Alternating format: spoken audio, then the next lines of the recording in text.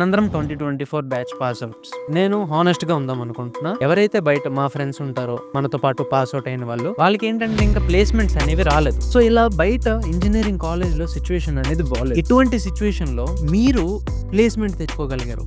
మీకు కాలేజ్ నుంచి ఎంత సపోర్ట్ వచ్చేది అనేది నాకు ఇప్పుడు చెప్పాలి. ఒకటి మా కాలేజ్‌లో ఒక ప్లస్ పాయింట్ ఏమైందంటే ఏం స్కిల్స్ మీరు నేర్చుకుని ఉన్నారు? ప్రెజెంట్ నాకు స్కిల్స్ అయితే నెక్స్ట్ ఇయర్ జాయిన్ అవ్వకముందు ఎలా ఉండేది? నెక్స్ట్ ఇయర్ జాయిన్ అయ్యి 4th ఇయర్ ప్లేస్‌మెంట్స్ అప్పుడు ఎలా స్కిల్స్ ఉండేవి? నేనైతే వెరీ స్ట్రాంగ్ ఇన్ డిఎస్ఏ ఏ లెవెల్ వరకు చేస్తున్నారు మీరిద్దరు? డిఎస్ఏ ఫ్రీగా చేయొచ్చు కదా. Why next wave? Why next wave అంటే step by step road map ఏంటి జాబ్ వరకు? రోడ్ మ్యాప్ అంటే ఇప్పుడు మన నెక్స్ట్ వేవ్ ఏంటంటే ఇదే చేయాలి, ఇదే చెప్పాలి అని చెప్పేసి రూల్ ఏం లేదు. నువ్వు హానెస్ట్ గేమ్ సజెషన్ ఇస్తావు. నా సజెషన్ ఏంటంటే ఇప్పుడు నువ్వు నీ బయట ప్లేస్మెంట్ లేకుండా జూనియర్స్ నీ ఫ్రెండ్స్కి మామూలు గేమ్ సజెషన్ ఇస్తావు. సో నెక్స్ట్ వేవ్ అయితే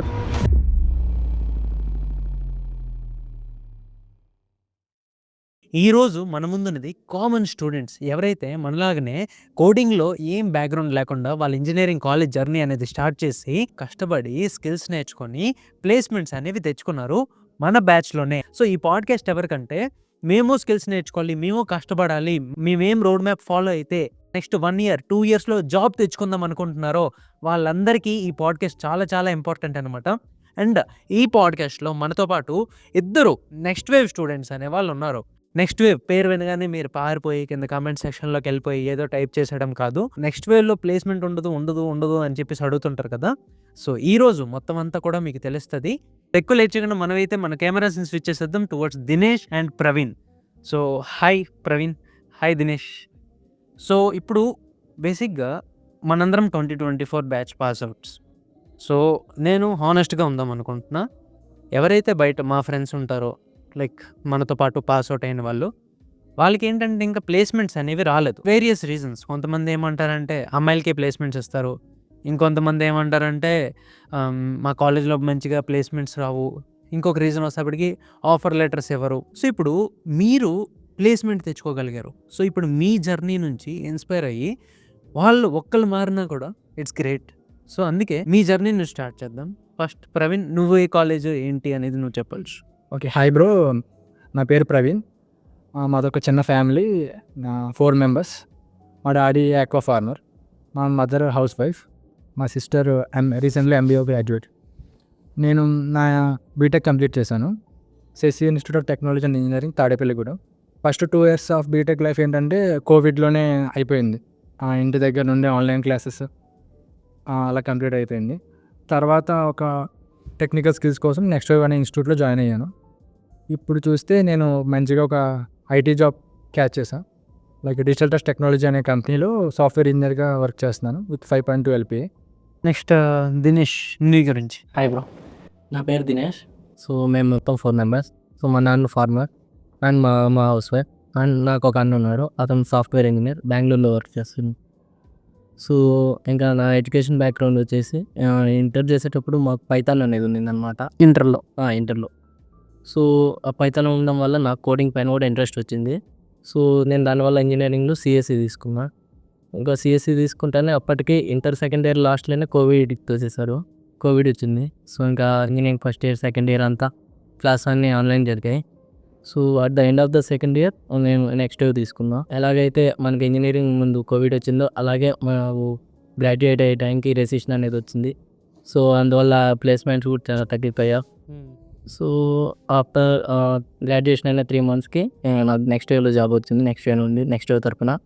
so actually it's product based company. చాలా హ్యాపీగా ఉంది. 5.2 LPA. నైస్. సో బేసిక్గా ఇప్పుడు నేనేం చేద్దాం అనుకున్నా అంటే, మనం ప్లేస్మెంట్ తెచ్చుకున్నామంటే వాళ్ళు అక్కడ చూస్తున్న వాళ్ళు, కష్టపడుతున్న వాళ్ళు ఎవరైతే వాళ్ళ పేరెంట్స్ని ప్రౌడ్ చేద్దాము అని చెప్పేసి కష్టపడుతున్నారు కదా. సో వాళ్ళకు కూడా తెచ్చుకోవాలి అని చెప్పేసి ఉంటుంది, వాళ్ళు కూడా తెచ్చుకోవచ్చు. ఇప్పుడు మామూలుగా మీ కాలేజ్లో ఎలాంటి సపోర్ట్ వస్తుండేది మీ కాలేజ్ తరపు నుంచి? ఎందుకంటే నేనేనంత అంటే కాలేజ్లో చెప్పింది అసలు పనికిరాదు, వేస్ట్. ఫ్రెండ్స్ సూపర్, అంటే ఫ్రెండ్స్ని ఎంత బాగా వాడుకోవచ్చు, ఫ్రెండ్స్తో ఎంత లెర్నింగ్స్ ఉంటాయి, ఫ్రెండ్స్తో ఎలా ఉండాలి, ఇవన్నీ మనం నేర్చుకుంటాం.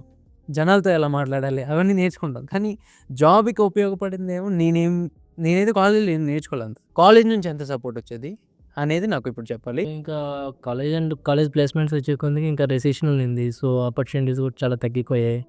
సో దానివల్ల ఇంకా ప్లేస్మెంట్ హెడ్ని వెళ్ళి అడిగితే ఇంకా డెసిషన్ లేదు, సో మీరు బాగా ప్రిపేర్ అవ్వండి వస్తాయి అనేటోళ్ళు. సో ఆఖరికి ప్లేస్మెంట్ హెడ్ ఏం చేయాలి ఫైనల్గా టీచింగ్ ట్రైనింగ్ ఇన్స్టిట్యూట్లు తెప్పించాడనమాట.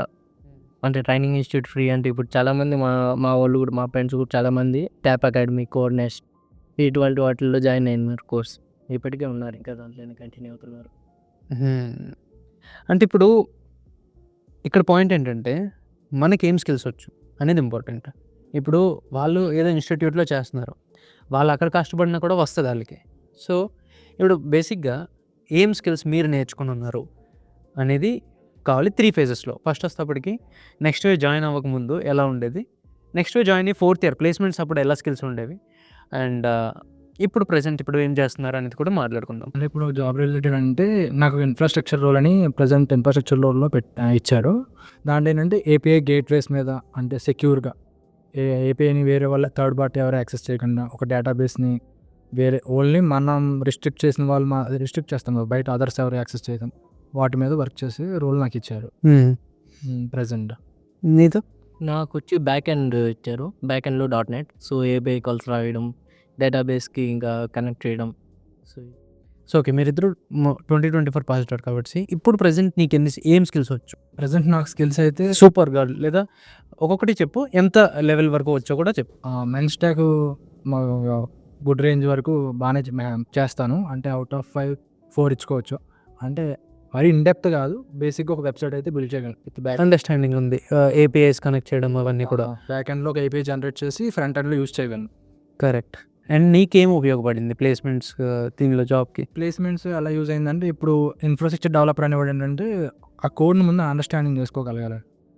ఒకళ్ళు బ్యాక్ ఎండ్ కోడ్ అది బ్యాక్ ఎండ్ డెవలపర్స్ నుంచి కోడ్ వస్తే ఆ ఏపీఐకి సంబంధించిన కోడ్ని మనం అండర్స్టాండ్ చేయగలుగుతాం.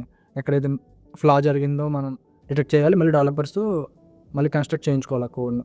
నీది ఇప్పుడు నీకు ప్రెజెంట్ ఏమేమి స్కిల్స్ వచ్చు, ఎంత లెవెల్ వరకు వచ్చు అనేది? నేనైతే very strong in react JS and good amount of knowledge in Node.js. ఇంకా same SQL, HTML, CSS, Java script వచ్చు. ఇంకా పైథాన్, ఇంకా basics and Java C++. Okay okay. అంటే ఇప్పుడు డిఎస్ఏ ఏ లెవెల్ వరకు చేస్తున్నారు మీరిద్దరు? మీడియం జస్ట్ ఇంట్రొడక్షన్, బేసిక్ అంతే కదా, అంటే తోపు అలాగే కాదు. ఇప్పుడు ఫర్ ఎగ్జాంపుల్ అంటే అంటే మామూలుగా స్టాక్స్ తీసుకుని స్టాక్ ఇంప్లిమెంటింగ్ క్యూ ఇవన్నీ పర్లేదు అంటే ఇది కూడా లేదా అంటే ఓకే అంత డెప్త్కి వెళ్ళలేదు. డిఎస్సి నీడ్ లేదు. డిఎస్సి అంటే ఒక దీంట్లో రియాక్ట్ వరకు వెళ్ళేటప్పటికి నేను ప్లేస్ అయిపోయి కరెక్ట్. అంటే అదే అనమాట. ఎందుకంటే కొంతమంది డిఎస్ఏ చేసుకుంటూ కూర్చుంటారు, మాకు మైక్రోసాఫ్ట్ కావాలి, గూగుల్ కావాలి అని చెప్పేసి. కానీ ఇక్కడ పాయింట్ ఏంటంటే నేను చెప్దాం అనుకుంటుంది, నువ్వు డిఎస్ఏ చేయి పర్లే, అది నీ లాజికల్ థింకింగ్ పెంచుతుంది. కాకపోతే నువ్వు డెవలప్మెంట్ నువ్వు చూపించుకోవడానికి ఏం చేసావు, ప్రాజెక్ట్ ఏం చేసావు అనేది కూడా ఇంపార్టెంట్ కదా. అందులోనూ అన్నీ నేర్చుకోవాలని లేదు, నేర్చుకున్న బట్టి స్ట్రాంగ్గా ఉండాలి. Exactly. For example okay stocks తెలుసు, స్టాక్స్లో ఏం తెలుసు అనేది నువ్వు ఎక్స్ప్లెయిన్ చేయగలగాలి అంతే. అంటే అంటే ఫుల్గా నువ్వు స్ట్రాంగ్గా ఉండాలి. ఆ డొమైన్లో స్ట్రాంగ్గా ఉంటే సరిపోతుంది. అన్ని టచ్ చేయాలని ఏం లేదు. సో ఇప్పుడు స్కిల్స్ ఓకే, ఇప్పుడు ఇదైతే ఓకే. ఇప్పుడు నెక్స్ట్ వేవ్ లేకముందు మీకు ఎలా ఉండేది థాట్, ఇది నేర్చుకోవాలా అది నేర్చుకోవాలా ఎలా ఉండేది? నెక్స్ట్ రాకముందు ఒక పాత్ ఏం లేదు కదా, అంటే ఇది నేర్చుకుంటే ఎలా ఉంటుంది ఫ్యూచర్ అనేది ఐడియా ఏం లేదు. జస్ట్ అంటే రీసెర్చ్ చేయడం కూడా తెలియదు. బలానా ఒక విషయం కావాలి అంటే దాని గురించి ఎలా తెలుసుకోవాలి, ఎలా ప్రిపేర్ అవ్వాలి, ఆ ఐడియా ఏమీ లేదు. లేకపోవడం వల్ల మెయిన్ గైడెన్స్ అన్ని విధాలుగా సపోర్ట్ ఉంటుంది. ఒకటి ట్రైనింగ్ ఉంటుంది. అది ఏంటంటే మనకి ఇప్పుడు ఒక టెక్నాలజీ నేర్పించడమే కాకుండా ఇంకో టెక్నాలజీ నేర్చుకోవాలంటే కూడా ఎలా నేర్చుకోవాలో కూడా మనకు ఒక అండర్స్టాండింగ్ వస్తుంది దీంట్లో. తర్వాత ఇంకోటి ఏంటంటే ప్లేస్మెంట్ సపోర్ట్ ఉంటుంది కదా. మనకి ఇంటర్వ్యూ జరుగుతుంది. ఇంటర్వ్యూ జరిగిన తర్వాత ఎందులోనైనా ఇబ్బంది పడ్డాం, ఒక రౌండ్లో ఒక టెక్నికల్ రౌండ్లో ఈ క్వశ్చన్స్ దగ్గర ఇబ్బంది పడ్డాం, ఆ ఫీడ్బ్యాక్ తీసుకుంటారు, మళ్ళీ దాని మీద రిటర్న్ మళ్ళీ మనకి సపోర్ట్ ఇస్తారు. అది కూడా మంచిగా ఉపయోగపడుతుంది ప్లేస్మెంట్స్. సో ఇప్పుడు మీ కోడింగ్ జర్నీ గురించి డిస్కస్ చేద్దాం. మీరు ఫస్ట్ ఇయర్లో ఓకే అయిపోయింది, సెకండ్ ఇయర్ టైం వేస్ట్ అయిపోయింది, ఆన్లైన్లో జరిగిపోయింది. ఎందుకంటే ఆన్లైన్ జరిగింది కూడా ఫాస్ట్ అయిపోయింది అనమాట. బ్యాచ్ స్టార్ట్ అవ్వడం కూడా 2021 ఫిబ్రవరిలో స్టార్ట్ అయింది. అండ్ 6 monthsలోనే ఫస్ట్ ఇయర్ అయిపోయి, ఇంకో 6-7 monthsలో సెకండ్ ఇయర్ అయిపోయి అలా అయిపోయింది అనమాట. సో ఓవరాల్గా 1.5 yearలో 2 years అయిపోయింది మంది. సో ఇప్పుడు ఈ 2 years అయినప్పటికీ ఇప్పుడు నుంచి అండ్ దీని తర్వాత next wave and next wave కూడా మీ కాలేజ్ కూడా రోల్ ప్లే చేసింది. మీ కోడింగ్ జర్నీ ఎలా ఉండేది అనేది నాకు కావాలి ఇప్పుడు. Over to you. ఓకే, అది కోడింగ్ జర్నీ అంటే నేను స్టార్టింగ్ జావా నేర్చుకుందామని స్టార్ట్ చేశాను. ఫస్ట్ ఇయర్‌లో. ఫస్ట్ అది సెకండ్ ఇయర్‌లో. ఫస్ట్ ఇయర్‌లో కోడింగ్ ఫస్ట్ ఇయర్‌లో కోడింగ్ ఏమీ లేదు. అసలు కోడింగ్ జస్ట్ ఏంటంటే అకాడమిక్ కాలేజ్. ఏమున్నావో ఆ సబ్జెక్ట్స్ వరకు. దాని తర్వాత సెకండ్ ఇయర్ ఫస్ట్ సెమిస్టర్ అయిపోయిన తర్వాత జావా నేర్చుకుందామని స్టార్ట్ చేశా. అయితే కొంచెం ఇబ్బందిగా ఉండేది జావా. అంటే స్టార్టింగ్ కాదు, ప్రోగ్రామింగ్ అనేది స్టార్టింగ్‌లో కొంచెం ఇబ్బందిగా ఉండేది. ప్రీవియస్‌గా నాకు సి బేసిక్స్ వచ్చు. కంపారిటివ్‌గా కొద్దిగా కొంచెం పర్లేదు, కానీ ఇబ్బందిగా ఉండేది జావా నేర్చుకుంటాం. ఇంకా అంతే స్టార్టింగ్‌లోనే జావా ఇబ్బందిగా ఉంది, మానేసా. సో, సెకండ్ ఇయర్‌లో జావా చేసావు, వదిలేసావు. దాని తర్వాత ఇంకేం చేయలేదు. సెకండ్ ఇయర్ అంతా. సో, సెకండ్ ఇయర్ ఎండింగ్ వరకు కూడా సెమిస్టర్ వరకు ఏమీ లేదు. సెవ ఫస్ట్ సెమిస్టర్ సెకండ్ సెమిస్టర్‌లో జావా స్టార్ట్ చేశాను. అంటే నేర్చుకుందామని. కొంతవరకు నేర్చుకున్న తర్వాత డ్రాప్ అయిపోయా. డ్రాప్ అయిపోయావు. అప్పుడు దాని తర్వాత డైరెక్ట్ నెక్స్ట్ ఇక్కడి నుంచి నీ కోడింగ్ జర్నీ ఎలా ఉండేది? ఏమేమి నేర్చుకున్నావు అనేది చెప్పు. నెక్స్ట్ వేవ్ ఏంటంటే ఓకే, జీరో నాలెడ్జ్‌తో స్టార్ట్ చేయొచ్చు. ఇక్కడ ఏంటంటే ఫస్ట్ మనకి హెచ్‌టీఎంఎల్ చెప్తారు. ఒకటి ఏంటంటే మనకి ప్రోగ్రామ్ మీద కాన్ఫిడెన్స్ వస్తది. స్టార్టింగ్‌లో మనతో చిన్న చిన్న అప్లికేషన్స్ బిల్డ్ చేస్తారు. దాని ముందు మనకి మోటివేషన్ ఉంటుంది, ఏదైనా ఒకటి చేయగలుగుతాం. ఆ కాన్ఫిడెన్స్ బిల్డ్ అయిన తర్వాత ఆటోమేటిక్‌గా పైథాన్ అనే ప్రోగ్రామింగ్ లాంగ్వేజ్ కూడా నేర్పిస్తారు. ఆ తర్వాత మనకి మెయిన్ ఏంటంటే ఇప్పుడు బ్యాక్ ఎండ్ వర్క్ చేయాలంటే మనకి ఒక డేటాబేస్లో ఒక లాంగ్వేజ్ కావాలంటే ఎస్క్యూఎల్ నేర్పిస్తారు. దాన్ని నోట్ చేసి బ్యాక్ ఎండ్ వరకు. ఓకే, ఫ్రంట్ ఎండ్ మనకి హెచ్‌టీఎంఎల్, సీఎస్ఎస్ వచ్చు కాబట్టి రియాక్ట్ అనే ఒక ఫ్రేమ్ వర్క్ నేర్పుతారు జావా స్క్రిప్ట్ నుంచి. అది ఫ్రంట్ ఎండ్ వరకు యూజ్ అవుతుంది. ఇవన్నీ టెక్నాలజీస్ కవర్ అయ్యేటప్పటికి మనకు ఐడియా వస్తుంది. ఎలా అంటే ఓకే, వీటి సిమిలర్ మనకి ఏంటంటే ఫంక్షనాలిటీ అనేది వచ్చేస్తుంది ఆటోమేటిక్గా, ఏది ఎలా యూస్ చేసుకోవాలి ఏంటనేది. ఆటోమేటిక్గా వేరే టెక్నాలజీకి వెళ్ళినా అక్కడ మనం సింటాక్స్ అర్థం చేసుకుంటే సరిపోతుంది. ఎందుకంటే మనకి లాజిక్ రాయడం మ్యాక్సిమం వచ్చేస్తుంది. ఇప్పుడు ఓకే. ఇక్కడ ఇవేవైతే నువ్వు చెప్పావు మొత్తం అన్నీ, ఇవన్నీ చేయడానికి నీకు ఎన్ని ఇయర్స్ పట్టింది? మామూలుగా నేను సెకండ్ ఇయర్ ఎండింగ్‌లో స్టార్ట్ చేశాను ఈ జర్నీని. అయితే డేకి 1 అవర్ స్టార్టింగ్. మనకి డేకి ఈవినింగ్ కాలేజ్ అయిపోయిన తర్వాత ఈవినింగ్ ఇంటికి వెళ్ళాక 1 అవర్ స్పెండ్ చేసేవాడిని. స్లోగా తర్వాత 2 అవర్స్‌కి అప్గ్రేడ్ చేసుకున్నా. కొంతవరకు అలవాటైన తర్వాత 4 అవర్స్‌కి అప్గ్రేడ్ చేశా. 4 అవర్స్‌కి ఎప్పుడు అప్‌గ్రేడ్ చేసావు? ఫస్ట్ ఒక 6 మంత్స్, 8 మంత్స్ 6 మంత్స్, 8 మంత్స్‌కి కి నేను 4 అవర్స్‌కి అప్గ్రేడ్ అయ్యా. అంటే daily. Daily 4 hours evening time. 4 అవర్స్‌కి అప్గ్రేడ్ అయిన తర్వాత నాకు 1.5 ఇయర్‌కి ఆల్మోస్ట్ రియాక్ట్ వరకు రీచ్ అయిపోయా. తర్వాత ఏంటంటే మనకి అసైన్మెంట్స్ వస్తాయి. మామూలుగా ఇప్పుడు మనకి రియాక్ట్ వరకు అయితే జాబ్ అప్లికేషన్, జాబ్ పోర్టల్ అని ఒకటి ఉంటుంది. దాంట్లో జాబ్స్ పోస్ట్ చేస్తారు. లైక్ ఏంటంటే మనకి ఉంటాయి కదా, నౌకరీ, లింక్డ్ఇన్‌లో జాబ్స్ పోస్టర్స్ వస్తాయి కదా. సిమిలర్గా జాబ్ ఒక ఆప్షన్ ఉంటుంది. జాబ్స్లో మనకి జాబ్స్ అన్నీ వస్తాయి, రిక్వైర్మెంట్స్ ఉంటాయి. మన స్కిల్ మ్యాచ్ అయిన వాటికి మనం అప్లై చేయొచ్చు. అంటే మనం ఆ స్కిల్స్లో కాన్ఫిడెంట్గా ఉన్నాం అనుకుంటే ఆ కంపెనీకి అప్లై చేయొచ్చు. ఒకవేళ వాళ్ళకి మన రెజ్యూమ్ నచ్చితే రెస్పాండ్ అవుతారు. అలా చాలా నెంబర్ ఆఫ్ ఉంటాయి ఆపర్చునిటీస్. అందులో మన ప్రొఫైల్ మ్యాచ్ అయినవి మనకి రిప్లై వస్తాయి. వాళ్ళు మనకి కొన్ని అసైన్మెంట్స్ ఇస్తారు.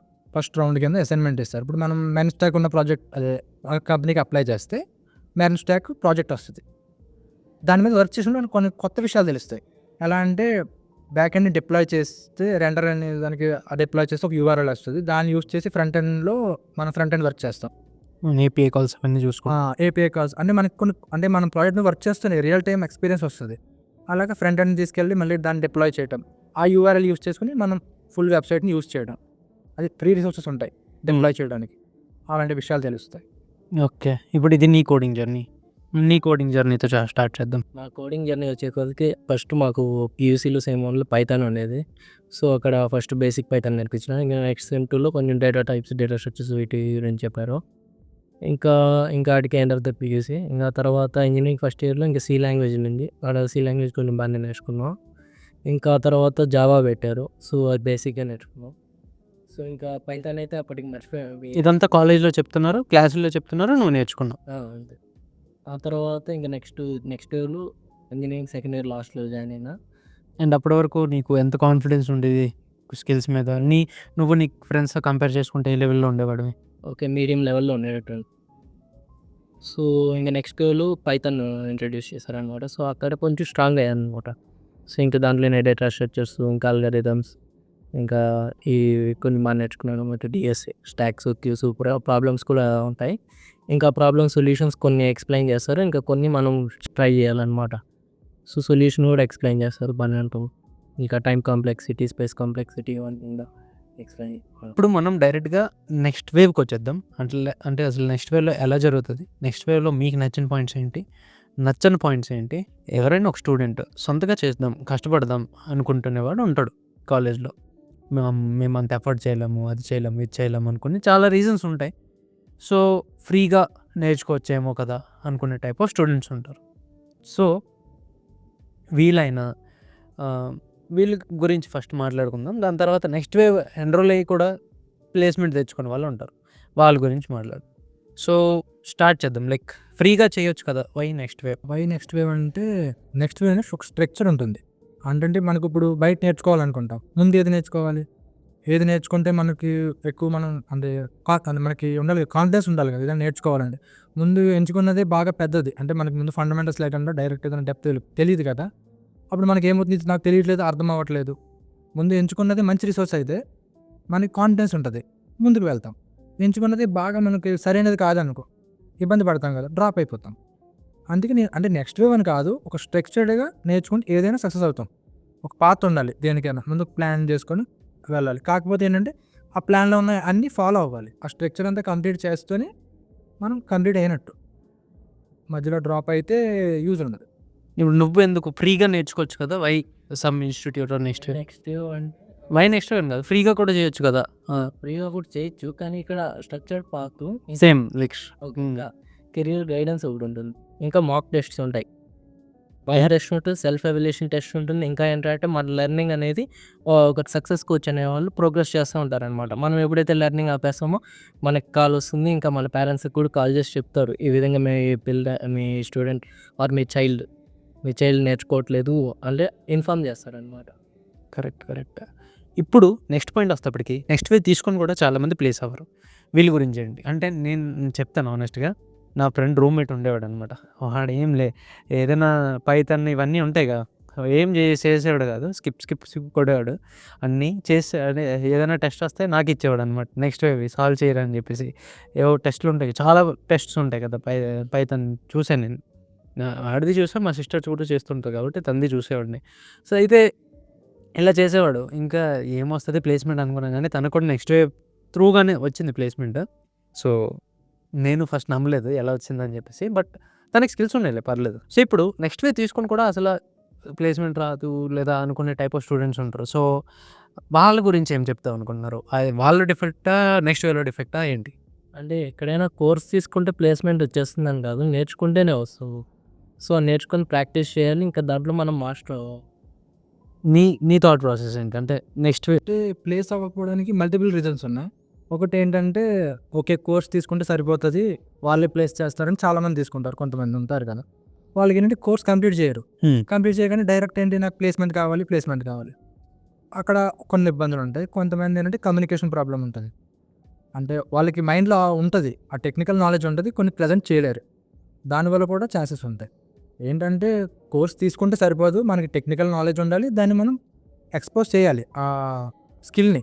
ఇప్పుడు మనకు ఒక ఇంటర్వ్యూయర్ క్వెషన్ చేస్తే మనకి దాని మీద ఎంత నాలెడ్జ్ ఉందని తనకు అర్థమయ్యేలా మనం చెప్పగలగాలి. ఆ 2 పాయింట్స్ అర్థం చేసుకుంటే సరిపోతుంది. అంటే ఇప్పుడు నెక్స్ట్ వస్తేప్పటికి నెక్స్ట్ వేవ్‌లో అసలు ఎలా స్ట్రక్చర్ అనేది ఉంటుంది? అంటే ఫ్రమ్ స్టార్టింగ్ ఎలా మొత్తం కరిక్యులమ్ అనేది ఉంటుంది? Step by step road map ఏంటి జాబ్ వరకు? రోడ్ మ్యాప్ అంటే ఇప్పుడు మన నెక్స్ట్ వేవ్ ఏంటంటే ఏ బ్రాంచ్ నుంచి అయినా, ఏ బ్యాక్‌గ్రౌండ్ నుంచి వచ్చినా ఎవరికైనా సూటబుల్‌గా ఉండేలాగా డిజైన్ చేశారన్నమాట. అందుకని మనకి ఎక్స్‌ప్లనేషన్ అనేది క్లియర్‌గా ఉంటది. Pin to pin. అంటే కొంచెం నాలెడ్జ్ ఉన్న వాళ్ళకి స్లోగా అనిపిస్తది. ముందు కొద్దిగా నాలెడ్జ్ ఉన్న వాళ్ళకి. ముందుకు వెళ్ళే కొద్దీ అర్థమవుతది. ఇప్పుడు స్టార్టింగ్ ఏంటంటే హెచ్‌టీఎంఎల్‌తో స్టార్ట్ చేస్తారు. హెచ్‌టీఎంఎల్ ఏంటంటే మనకి కొంచెం బిగినర్‌కి త్వరగా అర్థమవుతది. కొంచెం యాక్సెప్టెన్స్ ఉండి ఓకే అని ముందుకు వెళ్తా ఉంటే అది అర్థమవుతది. దాని తర్వాత దాన్ని ఎలా స్టైల్ చేయడం. హెచ్‌టీఎంఎల్ ఏంటంటే మనకి నార్మల్ స్ట్రక్చర్ స్ట్రక్చర్. సీఎస్ఎస్‌తో స్టైలింగ్ డిజైన్ స్టైలింగ్. ఇవి రెండిట్ల మీద చెప్పాను కదా! చిన్న ప్రాజెక్ట్స్ చేయిస్తారు. ముందు కాన్ఫిడెన్స్ బిల్డ్ అవుతది.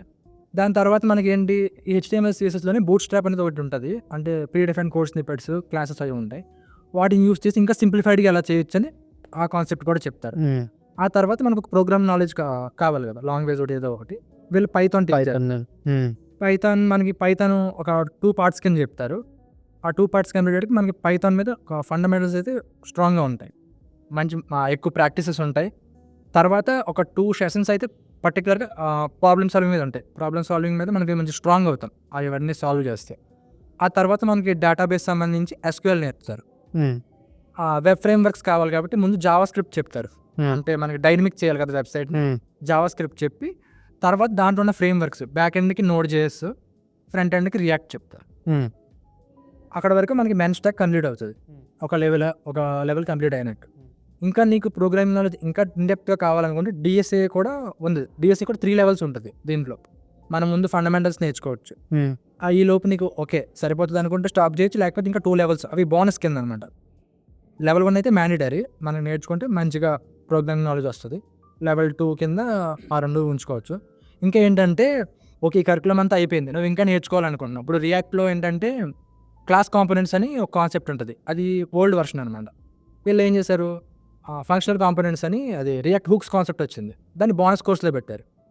మనం ఇది నేర్చుకుని ఇంకా అప్డేట్ అవ్వాలనుకుంటే అది కూడా వినొచ్చు. అలా బోనస్ కోర్సులు ఇంకా చాలా ఉంటాయి.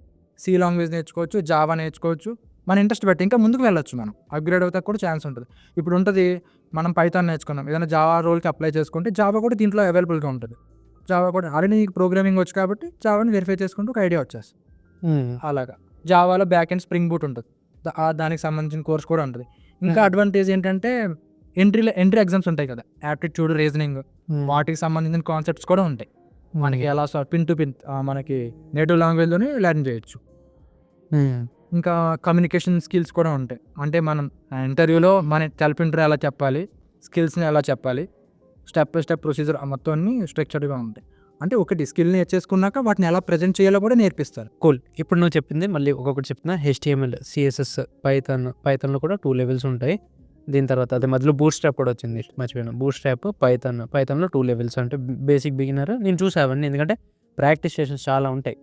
ఇప్పుడు ఓకే దీని తర్వాత వస్తేప్పటికి ఇవన్నీ అయిపోయి జావా స్క్రిప్ట్ తర్వాత ఇప్పుడు react, SQL, node JS, and దీని తర్వాత వచ్చేప్పటికి యాప్టిట్యూడ్ రిలేటెడ్ ఉంటుంది, లేదు డిఎస్ఏ ఉంటుంది, అండ్ ఇవన్నీ ఉంటాయి. సో ఇప్పుడు ప్లేస్మెంట్స్ ఎక్కడ అన్లాక్ అవుతాయి నీకు? ప్లేస్మెంట్స్ అంటే బేసిక్గా మనకి ఏంటంటే ఏదో ఒక పార్ట్ కంప్లీట్ అవ్వాలి. అయితే బ్యాక్ ఎండ్ నోట్ చేసే వరకు అంటే ప్లేస్మెంట్స్ వస్తాయి. ఇప్పుడు ఓన్లీ HTML, CSS మీద తీసుకోవడానికి ఇప్పుడు ఏ టూల్స్ వచ్చేసినాయి కదా, HTML, CSS కూడా ఏ టూల్స్తో చేంజ్ చేసుకుంటారు. వాళ్ళకి డెవలపర్ కావాలంటే ఫుల్ ఫిజర్గా ఒక మెన్ స్టాక్ అని ఒకటి ఏదో కంప్లీట్ అవ్వాలి.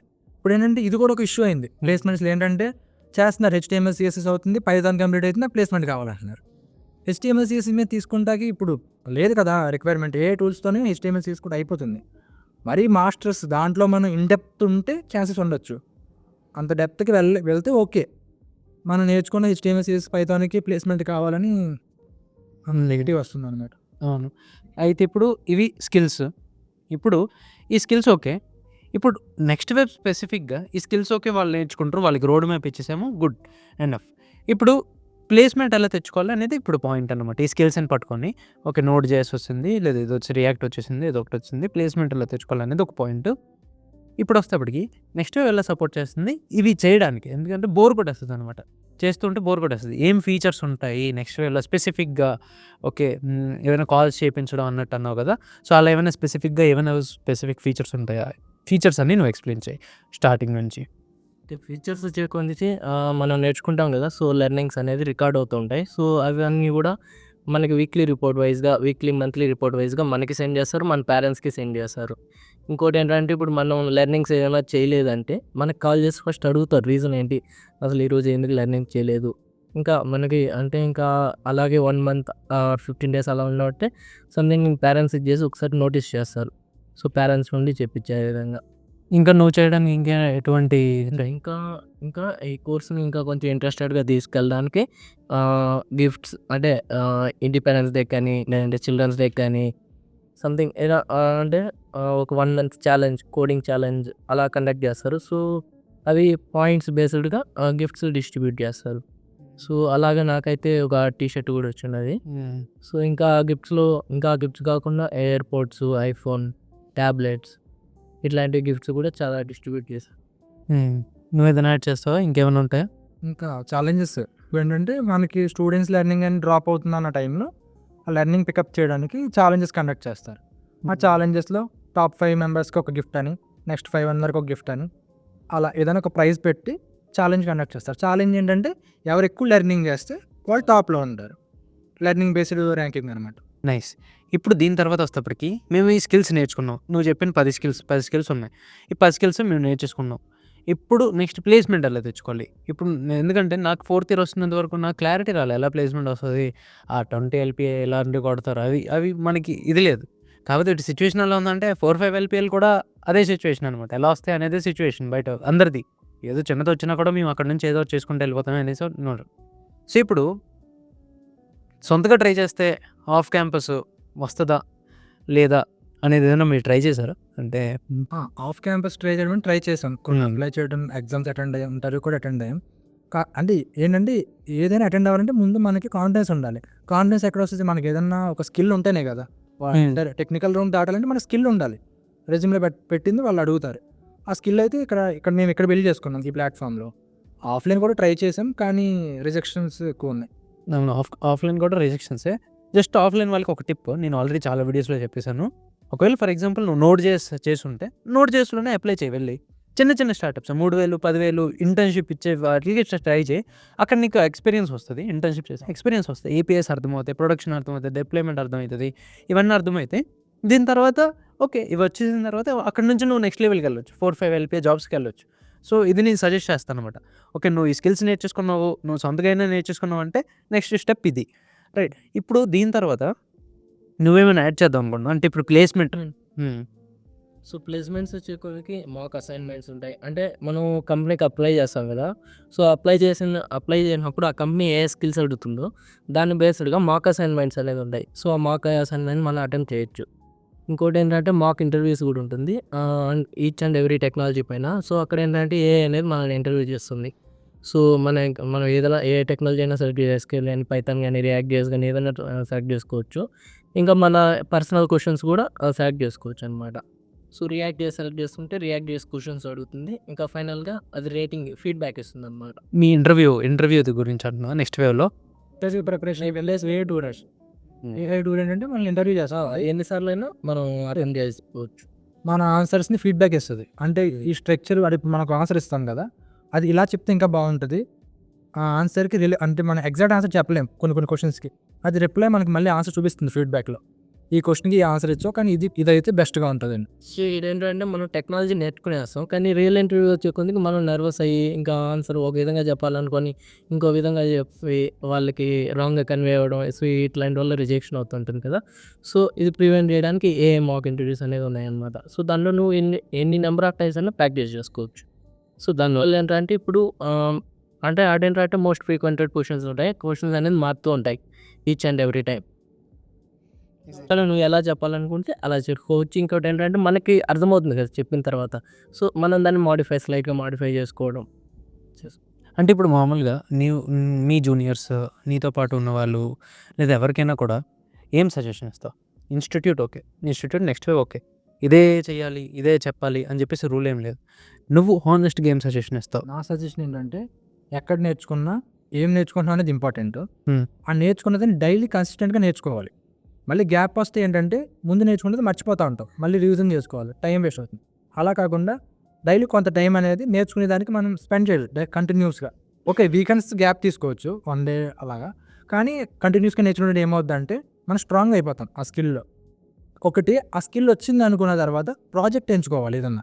మామూలుగా మినీ ప్రాజెక్ట్ లాగా ఏదైనా ఎంచుకొని దాన్ని ఫుల్‌గా ఏ టు జెడ్ మనం బిల్డ్ చేస్తే చేయగలిగామంటే మనకి ఆ స్కిల్ ఉన్నట్టు. లేకపోతే మళ్ళీ ఒకసారి చూసుకోవాలి ఎక్కడ మైనస్ ఉందో మళ్ళీ అండ్ సపోర్ట్ కోసం ఏఐ కూడా వాడుకుంటే ఇంకా ఫాస్ట్‌గా చేయొచ్చు. ఏదైనా తీసుకుంటే ఏంటంటే మనం తప్పు చేసింది ఏంటో చెప్తుంది. అక్కడ అదే ఎందుకు యూజ్ చేయాలి ఆల్టర్నేటివ్ ఉన్నాయి. అవి కొంచెం ఫాస్ట్‌గా తెలుస్తాయి మనకి. హ్మ్. ఒక డాక్యుమెంట్ చదివి అంతా అర్థం చేయాలంటే ఇది ఫాస్ట్‌గా చెప్తుంది. ఎక్కడ మనకి మైనస్ ఉంది. ఇప్పుడు నువ్వు నీ బయట ప్లేస్‌మెంట్ లేకుండా జూనియర్స్, నీ ఫ్రెండ్స్‌కి మామూలుగా ఏం సజెషన్ ఇస్తావు? మామూలుగా ఇప్పుడు ప్లేస్‌మెంట్ తెచ్చుకోవాలంటే? నెక్స్ట్ అయితే బెటర్ అనిపిస్తుంది. ఎందుకంటే స్ట్రక్చర్ పాత్ ఉంటుంది. కెరియర్ గైడెన్స్ ఉంటుంది. ఇంకా ప్లేస్‌మెంట్ సపోర్ట్ కూడా ఉంటుంది.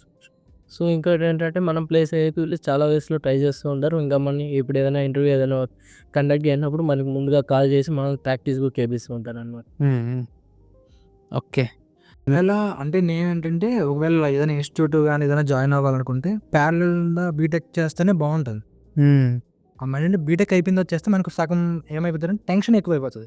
ప్లేస్‌మెంట్ అవ్వలేదని. ఆ టెన్షన్‌లో అంత పీస్‌ఫుల్‌గా చదవలేం. ఎవరో ఒకళ్ళు వచ్చి క్వెషన్ చేస్తున్నారు, ఏం చేస్తున్నావు అని. అవే ఉంటాయి మైండ్‌లో. అదే ప్యారలల్‌గా బీటెక్ కింద మన అప్పుడు మైండ్ ఫ్రీగా ఉంటది. కొంచెం మనం ఎక్కువ నేర్చుకుంటే స్కోప్ ఎక్కువ ఉంటుంది. బీటెక్ అయిపోయిన తర్వాత చదువుదాం అనుకునేది కష్టం. ప్యారలల్‌గా బీటెక్ అనేది ఈజీగా ఉంటుంది. ఇంకోటి ఏంటంటే మనం first beginning engineering first year నుండి కన్సిస్టెంట్గా 1 అవర్ 1.5 అవర్ ఆర్ 1 అవర్ అయినా సఫిషియంట్. సో నేర్చుకుంటూ ఉండే కొందికి ఇంకా యాక్చువల్లీ మన కాలేజ్కి వచ్చే కొందికి చాలా స్టూడెంట్స్ అరౌండ్ మా అయితే 1000 ఆర్ 500 600 మెంబర్స్ ఉంటారు. సో అందులో ప్లేస్ అవ్వడం చాలా ఈజీ. ఇంకా బయటకు వచ్చే కొందికి ఏంటంటే ఇంకా చాలామంది ఉంటారు కాబట్టి. కూల్.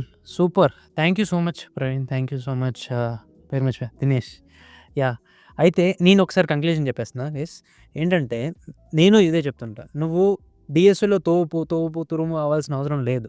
వాడికి కావాల్సిందేంటి ఇంటర్వ్యూయర్‌కి నువ్వు అక్కడ పని చేసి పెడుతున్నావా లేదా ఆ కంపెనీలో. సో ఆ కంపెనీకి తగ్గట్టు ఇంటర్వ్యూయర్ ఆయనేం చూస్తాడంటే okay certain set of questions important questions ఏముంటాయి లింక్డ్ లిస్ట్‌లో, స్టాక్స్‌లో, క్యూస్‌లో ఈ సింపుల్ క్వెషన్స్ ఉంటాయి. సో ఆ క్వెషన్స్ చూసుకున్నావా లేదా? ఆ లెవెల్ ఆఫ్ డీఎస్ఏ మనం చేసుకున్నామా లేదా? అంతే. ఇది వదిలేసి మెయిన్ థింగ్ వచ్చేటప్పటికి ప్రాజెక్ట్, వెబ్ డెవలప్మెంట్ బేసిక్‌గా. వెబ్ డెవలప్మెంట్ నేనెందుకు చేయాలి? ఏఐలో ఉన్నాను, డేటా సైన్స్‌లో ఉన్నాను, నాకు అవసరం లేదు అనుకుంటే అవ్వదు. చెయ్యాలి. అవన్నీ చేసిన తర్వాత next steps data science, machine learning అవన్నీ నెక్స్ట్ స్టెప్స్.